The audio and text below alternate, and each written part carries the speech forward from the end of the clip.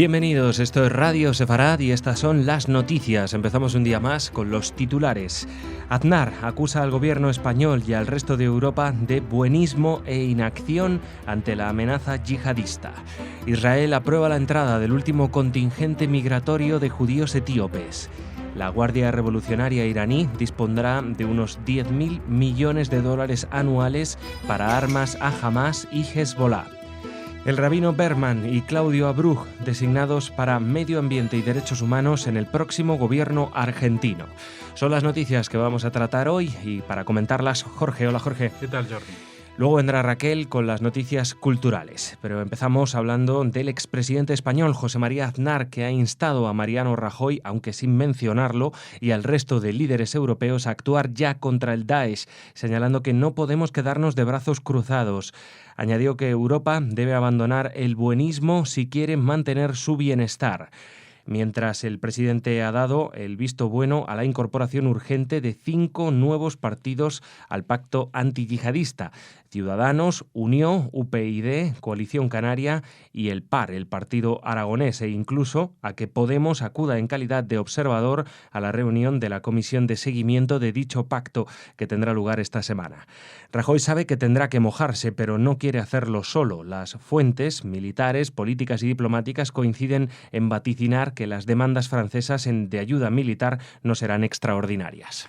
No, hoy al final esta reunión con los 5 partidos adicionales al pacto antiyihadista se convirtió por un momento en un espectáculo porque se ve que en consonancia con estos tiempos electorales o electoralistas, pues decidieron en el Ministerio del Interior dejar los micrófonos y las cámaras funcionando en abierto mientras iban a firmar este pacto.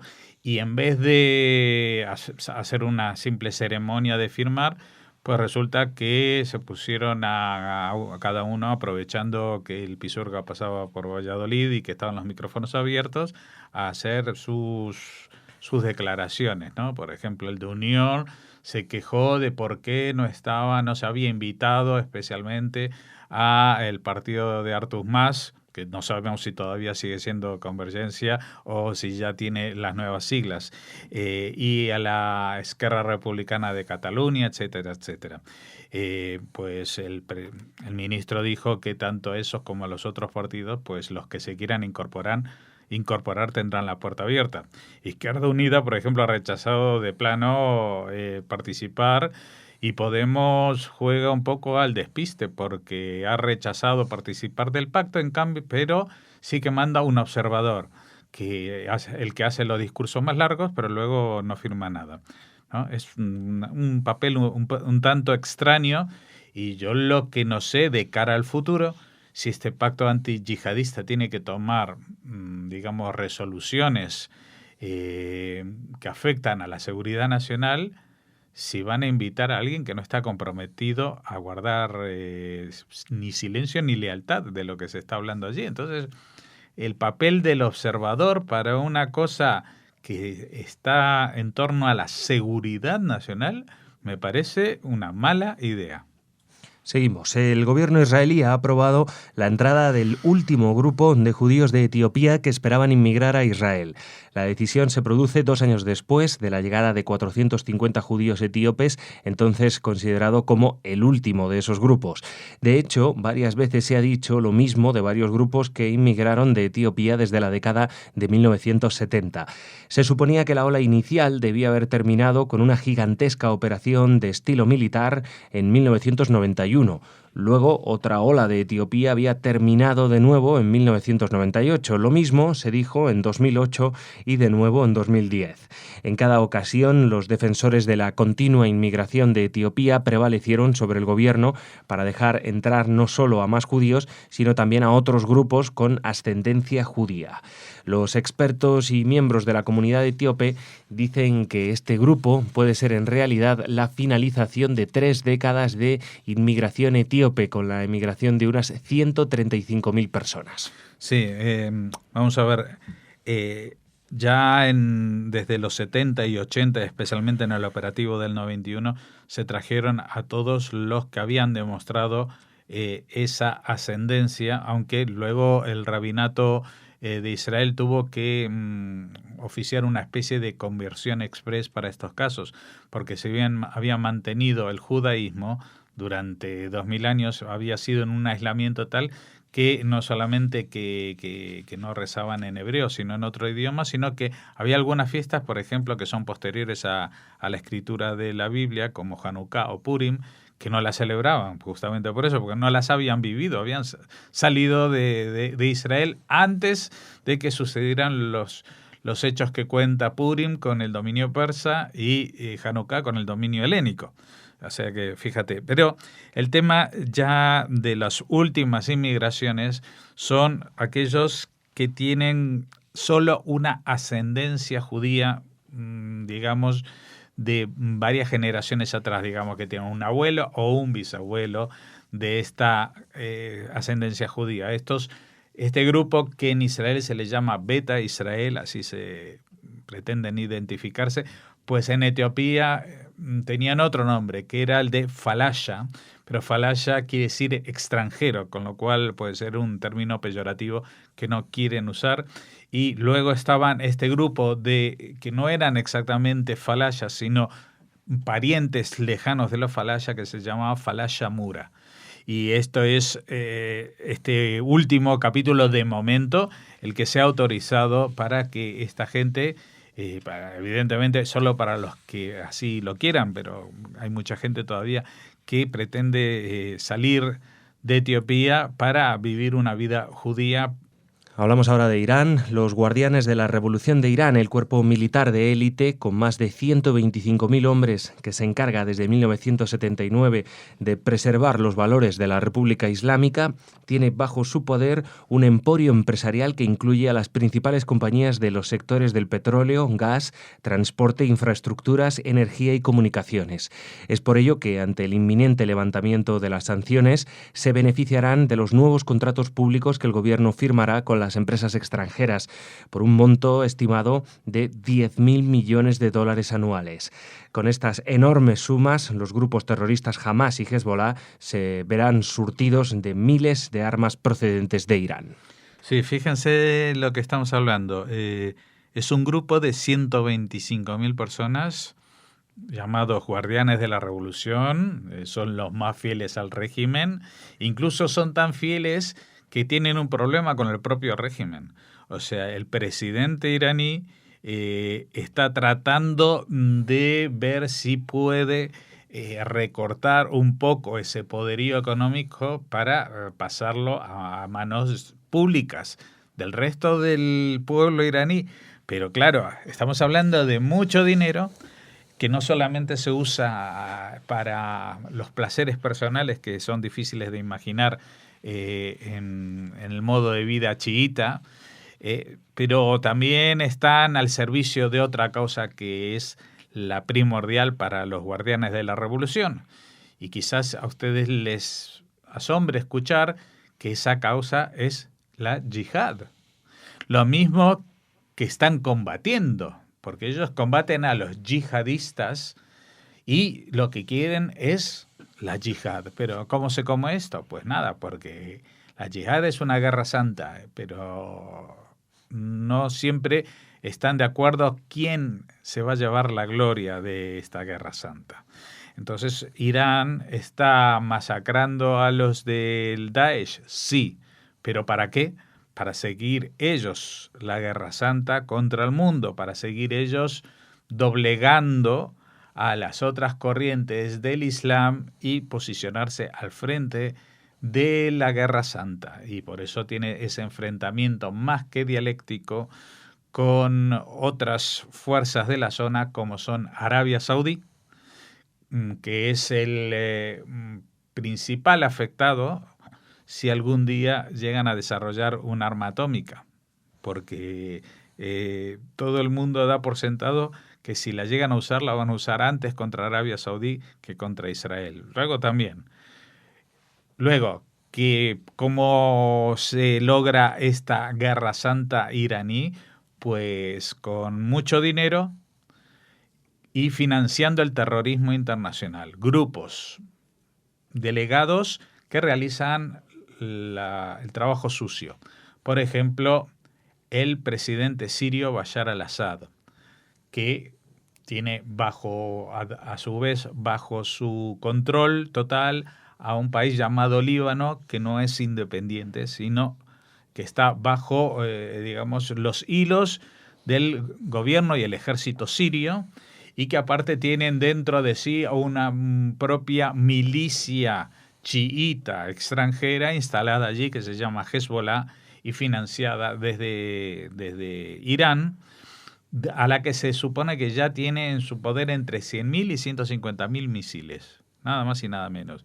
Pero no contentos con eso, también financian por el lado del sur a Hamas, también estaban en la financiación apoyando de alguna manera a los hermanos musulmanes de Egipto, aunque eso se ha acabado, y también están financiando a los rebeldes hutíes de Yemen, porque Yemen se encuentra en la misma península que Arabia Saudí, y entonces cualquier cosa que ponga en peligro al régimen saudí es algo que ellos van a financiarlo y van a tratar de impulsarlo.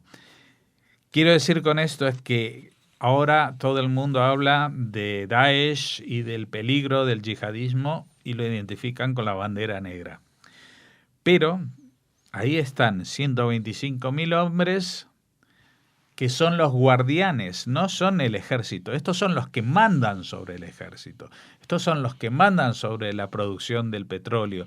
Estos son los que mandan sobre las finanzas iraníes para poner en marcha y seguir propagando su propia versión de la yihad.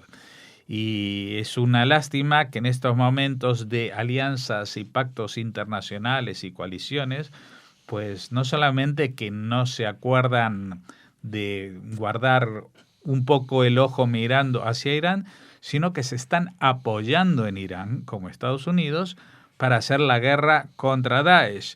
Y claro, ya en el momento que supongamos que se logre vencer a Daesh y Irán se haga fuerte en la zona y empiece a amenazar al mundo de forma incluso peor que el Daesh, todo el mundo va a decir, no se quejen, esto lo han financiado los americanos y los europeos, porque ya se sabe que Occidente tiene la culpa de todo.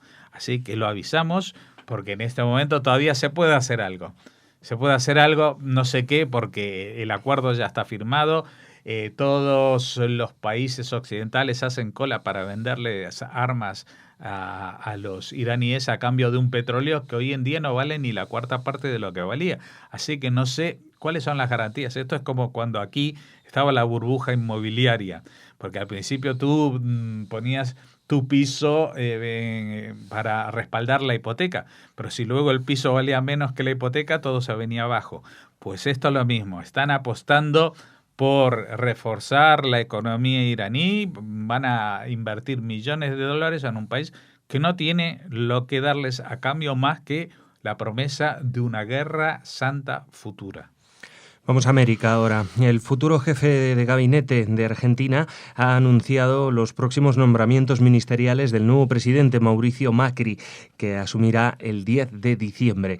Entre ellos destaca el del rabino Sergio Bergman, actual diputado nacional, como nuevo secretario de Medio Ambiente, y el de Claudio Abrug, actual subsecretario de Derechos Humanos y Pluralismo Cultural del Gobierno de la Ciudad de Buenos Aires y antes presidente del Museo del Holocausto de la ciudad, como responsable del área de derechos humanos del nuevo gabinete. Bueno, todo el mundo habrá oído hablar de estas elecciones en Argentina, que tuvieron que ir a una segunda vuelta por primera vez en unas legislativas, en unas presidenciales. Salió elegido Mauricio Macri. Se supone que se cierra la etapa del kirchnerismo de los 12 últimos años en la Argentina y se supone que Mauricio Macri va a traer un enfoque distinto. Ya ha anunciado algunas cosas, pero que no se pueden poner en marcha hasta el día 10 de diciembre, que es el traspaso de poderes. Entre ellos ha prometido denunciar para que Venezuela salga del Tratado del Mercosur, con lo cual se desmarca de las políticas chavistas, junto con otros países como Nicaragua, Bolivia, Ecuador, etcétera, que están en esa esfera de influencia.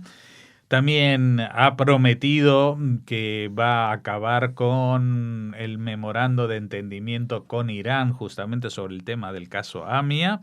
Por supuesto, ha prometido otras cosas que son más difíciles de cumplir, como resolver el caso AMIA y el caso Nisman. Y no es la primera vez que en la Argentina hay ministros judíos. En el actual gobierno que acaba, el kirchnerista, hay dos, por ejemplo, de más importancia o más rango ministerial que los que se prometen ahora, ¿no? Como el ministro de Exteriores Timerman y el ministro de Economía Kicillof. Pero estamos hablando de dos personajes, Sergio Berman y Claudio Bruch, que han surgido de la posición de judíos. No es que, aparte de ser políticos, son judíos, sino que uno de ellos es un rabino, Sergio Berman, que ha desempeñado distintas labores y fue el primer rabino diputado nacional y acude al Congreso con la kipá, etcétera, etcétera. Y Claudio Bruch, que tenemos que decir aquí en Radio Sefarat, que lo hemos tenido en más de una ocasión porque algunas de las primeras crónicas que hacíamos desde Argentina con Vis a Vis, aunque justamente por el grado de ocupación que tenía por su cargo antes en el Museo del Holocausto y luego en la Subsecretaría de Derechos Humanos, pues seguimos esta colaboración con Vis a Vis con Matías Sprigiel. Y aparte Claudio Bruch no entra como ministro, no es el caso de Berman, sino que entra como responsable del área de derechos humanos, que no sabemos exactamente qué es lo que va a significar y tenemos que también señalar que para la Argentina el tema de derechos humanos es algo muy sensible. No olvidemos que a mediados de los años 70 hubo una dictadura militar sangrienta que llevó a la desaparición de mucha gente, entre ellos también muchos judíos, y que el tema de la violación de los derechos humanos siempre ha estado en la agenda política de todos los grupos y partidos que se han presentado, del mismo modo que desde hace un par de décadas también el caso AMIA, también el terrorismo internacional, etcétera, está presente en la agenda general de Argentina. Así que este va a ser un cambio también, no solamente en el gobierno de un país, sino también se supone en la orientación que puedan tener respecto al tema judío y diría también respecto al tema israelí, al que se supone que Macri se va a acercar mucho más que lo que estuvo la presidenta actual Cristina Kirchner. Gracias, Jorge. Con esto terminamos la información semanal. Buen fin de semana, Jorge. Buen fin de semana, Shabbat Shalom. Shabbat Shalom, pero todavía esperen. Tras una pausa viene Raquel con las noticias culturales.